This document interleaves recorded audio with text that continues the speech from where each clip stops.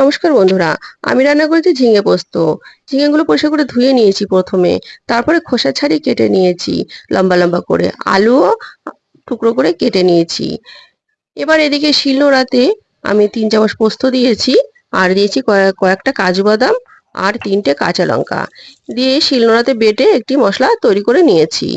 এদিকে কড়াইতে আমি সর্ষের তেল দিয়েছি, আর দিয়েছি 1/2 চামচ মতো কালো জিরে ফোড়নে। এবার ফোড়নটা হয়ে আসলে আমি দিয়ে দিয়েছি টুকরো করে রাখা আলুগুলো। এবার সামান্য লবণ দিয়ে হালকা লালচে ভাব করে ভেজে নিয়েছি। এবার 3টে কাঁচা লঙ্কা দিয়ে দিয়েছি আস্ত। এবারে দিয়েছি কেটে রাখা ঝিঙেগুলো। আবারও নেড়েচেড়ে আমি স্বাদ অনুযায়ী লবণ দিয়ে দেবো। অল্প করেই লবণ দিতে হবে, কারণ ঝিঙে জল ছেড়ে কমে যাবে। এবারে ঢাকা দিয়ে আমি 5-7 মিনিট ঢাকা দিয়ে ফুটিয়ে নেব। দিয়ে ঝিঙে ও আলু সিদ্ধ হয়ে গেছে। এবারে যে আমি মশলাটি করে রেখেছিলাম পোস্তর, সেই মশলাটি দিয়ে দিয়েছি। দিয়ে বেশ কিছুক্ষণ ফুটিয়ে নাড়াচাড়া করে মশলাটি যেই কষে আসবে, এবারে আমি দিয়ে দেব একটু কাঁচা সর্ষের তেল। দিয়ে একটু নেড়েচেড়ে গ্যাস অফ করে 5 মিনিট ঢাকা দিয়ে রেখে দেব। তো কমপ্লিট আমার ঝিঙে পোস্ত।